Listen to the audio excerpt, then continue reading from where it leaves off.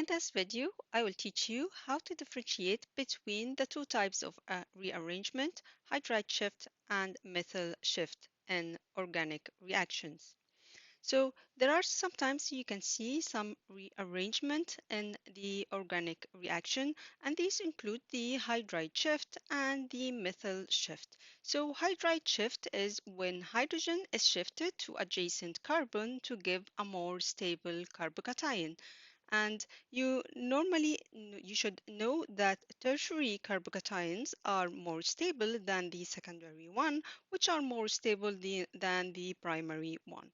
So if you have primary or secondary carbocation that have been generated during your reaction, and then adjacent to it there is a tertiary carbocation, there might be a hydride shift. A hydrogen would move from the tertiary carbocation to the secondary carbocation in order to create a new tertiary carbocation which is more stable.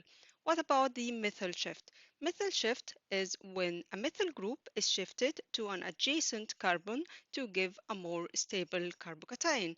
Again, we need to generate a more stable tertiary carbocation.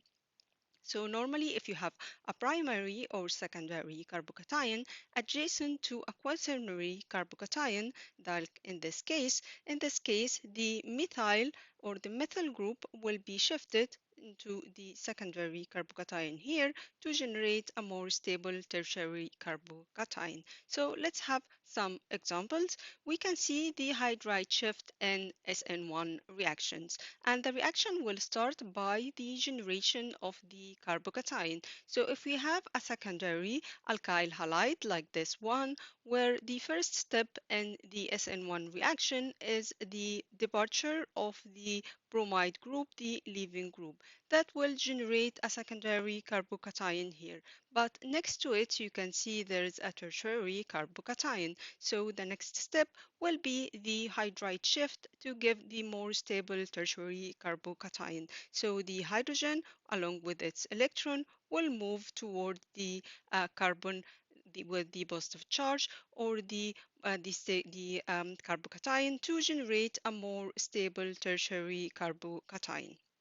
The third step will be the nucleophilic attack. So now we have generated the more stable carbocation, the tertiary one, and the nucleophile will attack the more stable carbocation, and then that will give you the substitution product. If it's water, then we need to remove the extra proton from the water from the nucleophile, and this is through the deprotonation with another molecule of water. So the extra molecule of water will attack the hydrogen, which is going to leave its electrons to the oxygen, and that will give us the butanol, or will give us the alcohol, the substitution product. So instead of generating an alcohol on the secondary carbocation or this carbon, where the hydroxide will be added or will be substituted on that carbon, which is the results of the hydride shift.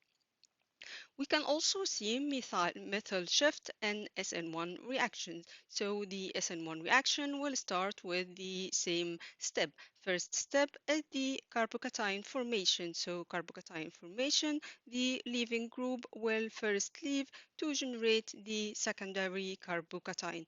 Next to the secondary carbocation, you're going to see there is a quaternary one, and there are three methyl group here. So the second step will be the methyl shift to give the more stable tertiary carbocation. So the methyl group here is going to move and to the adjacent carbon with the positive charge, and that will generate a more stable tertiary carbocation on this carbon.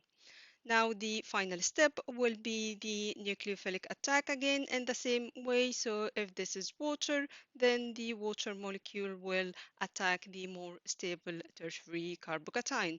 That will generate the substitution product, but again we need the final step with the deprotonation, where the hydrogen will then leave through the attack of another water molecule. So another water molecule will attack the hydrogen, leaving the electrons on the oxygen to give the alcohol. In this case, the tertiary carbocation has been generated through the methyl shift because of the presence of the quaternary carbon next to the secondary carbocation. We can also see the methyl shift and hydride shift in addition reactions. So let's have some examples. So the first one is the methyl shift here. So the first step will be carbocation formation. So this is an addition reaction. We have the double bond here. So the double bond is going to attack the electrophilic moiety of the hydrogen bromide, and then the hydrogen and bromide bond will be broken here. So the hydrogen will be added, and the hydrogen will be added to this hydrogen according to Markovnikov rule. And this is because this is will generate the more stable carbocation here, which is the secondary carbocation. But again, the secondary carbocation, next to it, there is a quaternary carbocation, there is a quaternary carbon, and then that allows for a methyl shift to generate even a more stable carbocation, which is the tertiary carbocation. So the methyl shift, the methyl group will move from this carbon to the adjacent carbon, and that will generate the more stable tertiary carbocation. The final step will be the nucleophilic attack. So we have the bromide that was generated from the first step, and it's going to attack this more stable tertiary carbocation, and that will give us the product with the bromide added to this carbon instead being added onto that carbon. So that will give us the tertiary alkyl halide instead of giving the secondary alkyl halide, and this is because of the generation, the methyl shift due to the